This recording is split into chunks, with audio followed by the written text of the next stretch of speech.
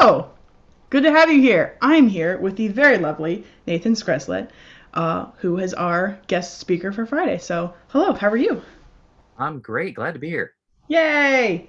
Well, we got to see a whole bunch of your artwork on Wednesday's class of all sorts of amazing pixelated artwork that you did square by square from Harry Potter to Avengers to Star Wars to Doctor Who, a very long running British sci fi show, which you can see all sorts of fun things behind you for.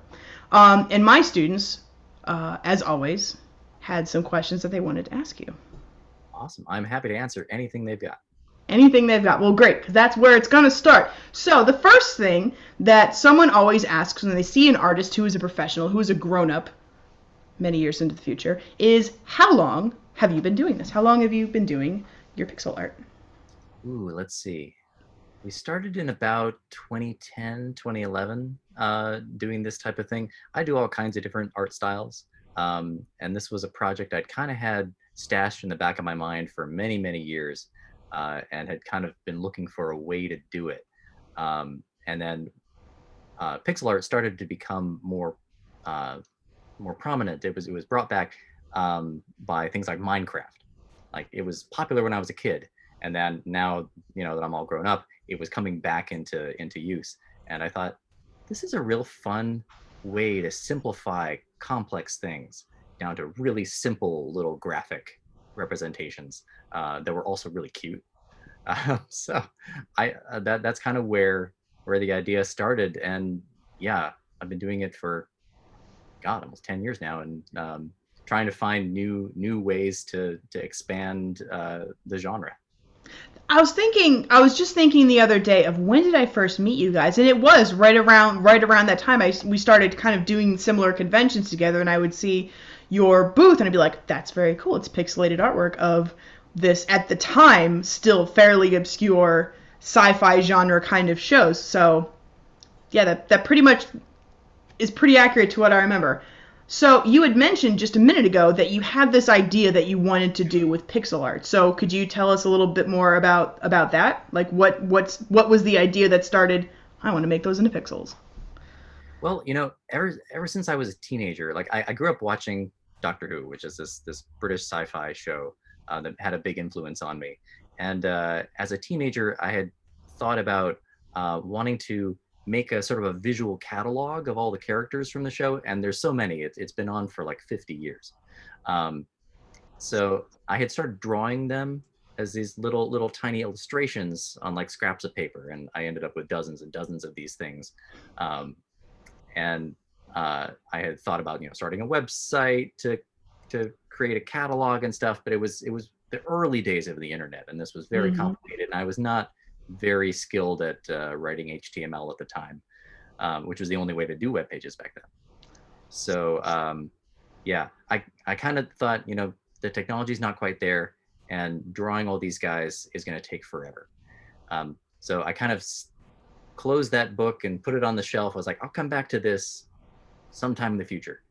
And then yeah, when I hit on the idea of doing it in pixel style, that really I think made it possible and Mm. achievable and within the time frame that I could do it.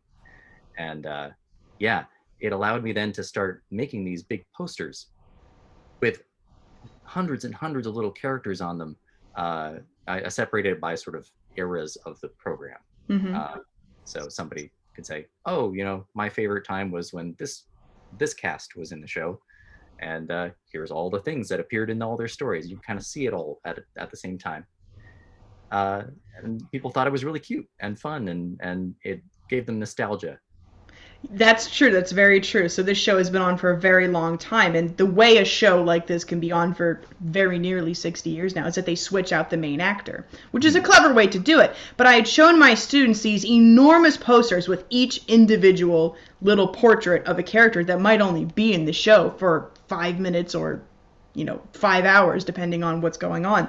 But they were very impressed with the amount of work that goes into these gigantic posters. And, if you're a fan of something, you're going to spend a lot of time looking at each one of those little portraits, seeing if you can pick out which character is who. And it's almost like a game. It's like a Where's Waldo, but where's everybody? So, I also I take the opportunity to hide lots of little Easter eggs in the mosaic for people to find who are like really hardcore fans. Yeah. Yeah, so it becomes definitely like a Where's Waldo, like hunt for the things you remember and see how many things you can identify. Well, I have So that, 5 classes that I fun teach, element. and we had been looking at some of your drawings, and every time I posted a picture up on my screen for my students to see, every time I looked at it and we zoomed in and we looked at different parts of it, I would notice something new. And I'm looking at the same, 10 images over and over again, and I'm like, every time I see it, I'm noticing a new detail, which is fantastic. But on the lines of these, especially the very large posters of all the different characters that you're probably most known for, how long, if you had an estimate, which is a question one of my students had, does it take for you to make something like that? Well, each individual character, depending on how complex they are, take anywhere from 20 minutes to an hour. Um, so I can get through maybe a dozen or so in an afternoon. Um, and then multiply that by, some of these posters have, 5 to 700 little Wow. people. So I think, if you were to take all that time and kind of smash it all together, I think some of the biggest posters take 4 or 5 months in total Wow. of work time. Yeah. I space it out, of course, over a longer period, but Yeah. because sometimes, I can only work on it nights and weekends because I have other jobs I have to do. As we Uh, all do. Indeed. But it's also really fun for me because I get to go back through all the episodes and try to identify a little Mm-hmm. build. Um, so it's both fun and a little bit exhausting, but the results are worth it, I think. I think that's a good way to put it, because you can see all the work that goes into it, and if you are a fan of the program, whether it's your Harry Potter art or your Star Wars art or your Avengers art or your Doctor Who art, if you love the thing, you're going to notice those details and be so happy that they're there. Along those lines, have you ever done one of these pixel projects that is just specifically for you? There's no reason other than I wanted to make it.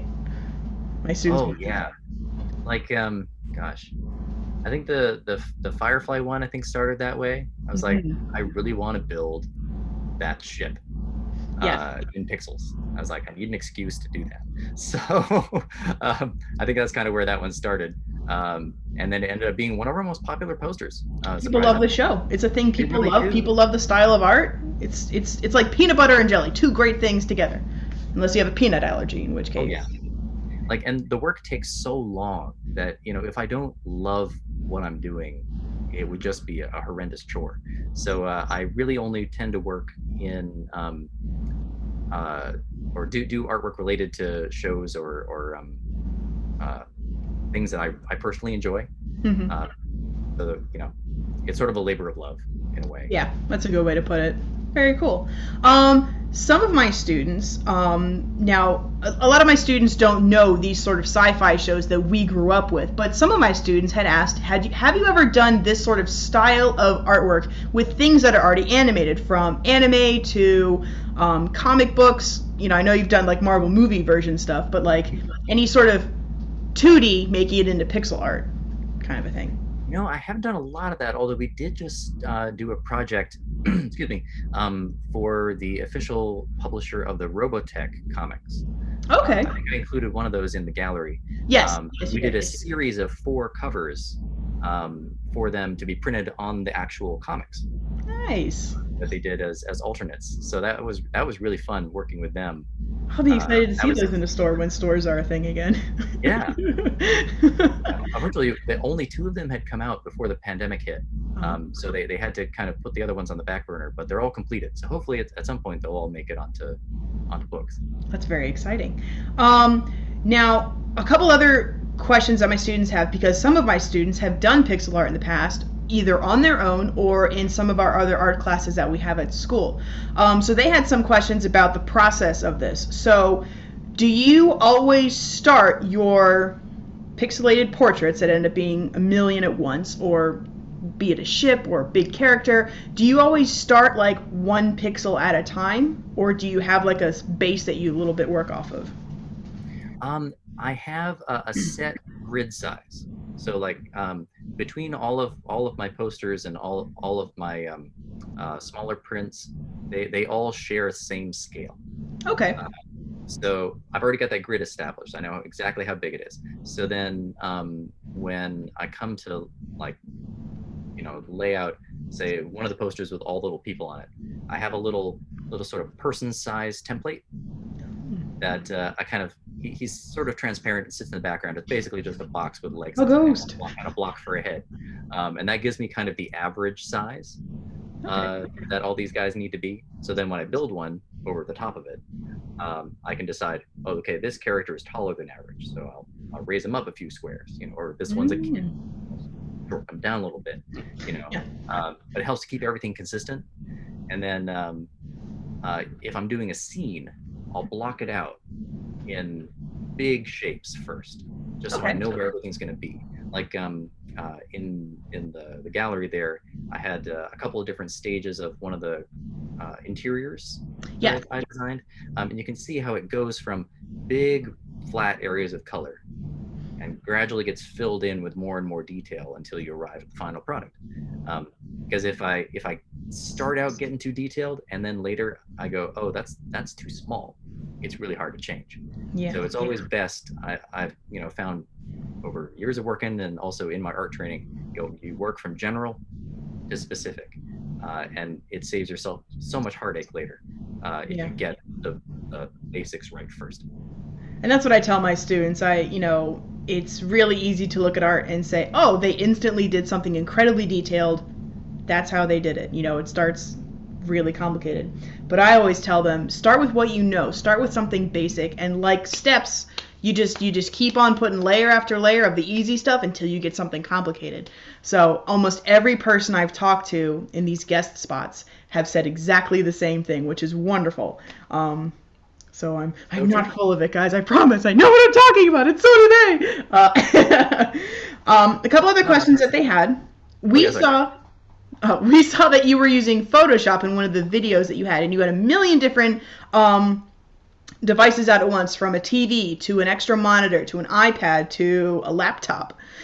So what are some of the sort of digital programs that you like best, or do you have any recommendations for the kiddos? Let's see. Photoshop is very versatile, but it's also kind of expensive. The only reason that I got access to it, like when I was a teenager starting to learn this stuff, was my mother had it for a work project, and it just happened to be installed on our home computer, and I just started playing with it. And I was entirely self-taught. This was about age 14, 16, something like that. And then within 2 years of having, just playing around with it and making my own work that I enjoyed and posting that on online message boards way back in the early internet, my work got noticed. And then when I was, I think, 17, somebody contacted me like, hey, we need a cover artist for a fiction anthology we're working on. Could you help us? I was like, yeah. And that was my first gig, and the rest is history. But yeah, the tools don't necessarily define what you work on, but if you train yourself in something that you're comfortable with and you produce stuff that people are happy with, that's the important thing. It's a great way to learn. Yeah. Yeah, I know a lot of people, they prefer other art programs.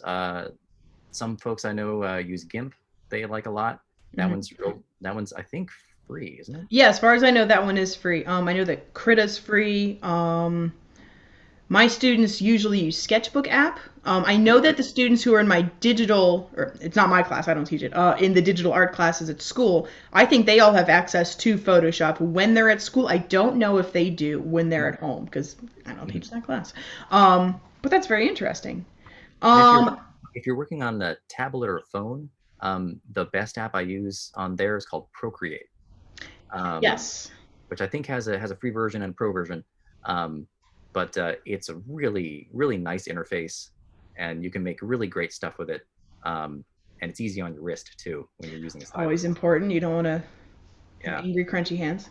A couple other fun little questions that my students had before we wrap this up, because we're running out of time. Do you think that making pixelated artwork is similar to building things in Lego, which I thought was a really intuitive question that one of my kids had. It absolutely is. I do a lot of that too. I don't have any of my Lego stuff in this room, but I have so much Lego. It's Oh, insane. nice. Nice. Yeah, that's something I've always enjoyed doing, and yeah, hasn't decreased with age. So Good to know. I yeah, would love some but Lego. it's a very similar mental process. It's like Yeah. the the way you build with pixels and the way you build with blocks of any kind um, is very similar, and you have to kind of break things down into simplified shapes and then fit them together in a pleasing way. There you So go. yeah, the A same couple. skills apply. I'm sorry. What was the biggest piece of artwork that you think you've made? The biggest one I did is the multi-character poster for the 11th Doctor. It's Yes, we saw that it one. literally took Gorgeous. up the entire sheet that is available for commercial printing. So like I think it's 40 inches by I want to say like 28 or 30 inches. It was enormous. It was like the size of a kitchen table when I saw it at the last show I was with you. It was Yeah, huge. they literally could not print it any larger. There's no very very hard to find commercial printers that have machines that can. Wow. And even then, like those little characters are like the size of this They're battery. really packed They're in there. teensy weensy. They're itty bitty. Yeah, yeah. That's definitely. I'm trying to see if there's anything else. Um, do you like doing any other kind of art other than pixel art? I do a lot of uh since I train in Photoshop, I do like photo composite work. Hmm. Uh, I do digital painting. I do model building. Um, so some of the stuff next to me here is stuff I built from Oh, scratch. nice. I didn't know that. I thought they were just Yeah, very cool figures. yeah. I build all kinds of models. I really enjoy it. Um, it's building physical things is also fun in addition to building digital things. Nice. Something you can hold in your hands and something you can look at on a screen or as a very large kitchen table sized poster. Yeah. Um, Last but not least, do you have any sort of parting words or nuggets of wisdom that you would like to bestow upon my wonderful students? Hmm. Well, I can give you guys the advice that I wish I had got when I was an art student. I don't think it would have changed my mind at all, but I think it would have saved me some um, figuring stuff out. Which is that working as an artist uh, at any level of expertise is a constant struggle. You're either struggling to make your work better, or you're struggling to uh, get it in front of people who need to see it. Um, so it's constant work. You're never done. Like even when you're a professional artist, you're always working to do better stuff, do new stuff, expand your repertoire and really learn things all the time. Um, and if you enjoy that process, then it's always going to be fun, no matter how hard it is. I love it. That's really, really good advice. That's really, really good. I am always so impressed with the work that my students do on their own. So every week they have the option of just sharing stuff that they've done on their own, and they learn so much from doing that. And I'm always just so excited to see what they're into and how that passion for something that they have makes its way into artwork, whether it's something that they do on their own or if they can incorporate it into a project we're working on. It's the best sort of magic in the world. It's the coolest, and we are also incredibly lucky in this sort of distance learning time that we can talk to people who have taken their passion for things and make it into a career. You have done work for all sorts of different things. You've gotten a whole lot of really cool projects under your belt. You've rubbed elbows with lots of cool famous people, and it's because you found a thing that you love and you went with it. You turned it into something that was uniquely your own, and that is fantastic. Thank you. Yeah, I've been very lucky. A lot of it is what you make, and then a lot of it is who you get to meet.